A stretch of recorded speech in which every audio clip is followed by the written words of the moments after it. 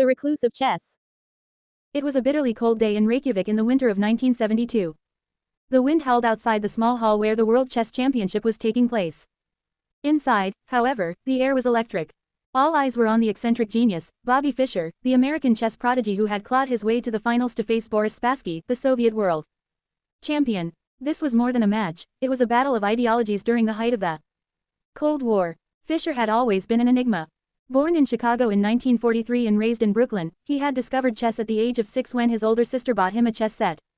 By the time he was 13, he had stunned the chess world with his game of the century, defeating a chess master in a match that displayed a level of creativity and vision far beyond his years. But with genius came quirks. Fischer was notoriously demanding, paranoid, and reclusive. His path to Reykjavik had been tumultuous. He nearly forfeited his place in the championship multiple times, insisting on better financial terms and even threatening to walk away unless specific demands, like changes to the lighting and the placement of cameras, were met. Many thought he was bluffing, but those who knew Fischer understood, he would rather lose everything than compromise on his principles. The match against Spassky was a spectacle unlike any the chess world had ever seen.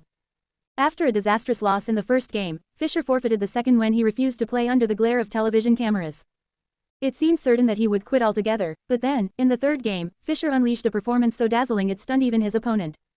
Spassky, ever the gentleman, stood and applauded Fischer's brilliance, a moment of pure sportsmanship in an otherwise tense affair. Game after game, Fischer pushed the limits of chess theory, surprising Spassky and the world.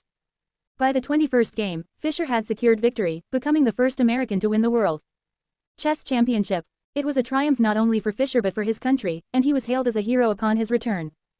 But Fischer was not built for fame. The spotlight only deepened his paranoia. Over the years, he disappeared from public view, refusing interviews and avoiding tournaments. He became obsessed with conspiracy theories, denounced his own government, and spiraled into a life of isolation. By the 1990s, Fischer was living in exile, wanted by US authorities for playing a rematch with Spassky in Yugoslavia in violation of international sanctions. In his final years, Fischer lived in Iceland, the country where he had achieved his greatest triumph. Reykjavik's cold, quiet streets mirrored the solitude of his own life. He spent his days studying chess, reading obscure books, and avoiding the outside world. Those who met him during this time described a man who was deeply troubled yet fiercely intelligent, a genius who had given everything to the game and, in the end, had been consumed by it. When Bobby Fischer died in 2008, he left behind a legacy both brilliant and tragic. He had revolutionized chess, bringing it to the forefront of global culture, yet his personal demons had overshadowed his genius. Fischer's life was a stark reminder that even the brightest stars burn out, often consumed by the same fire that made them shine. And so, the Recluse of Chess remained, even in death, an enigma, a man whose life was as complex and fascinating as the game he loved.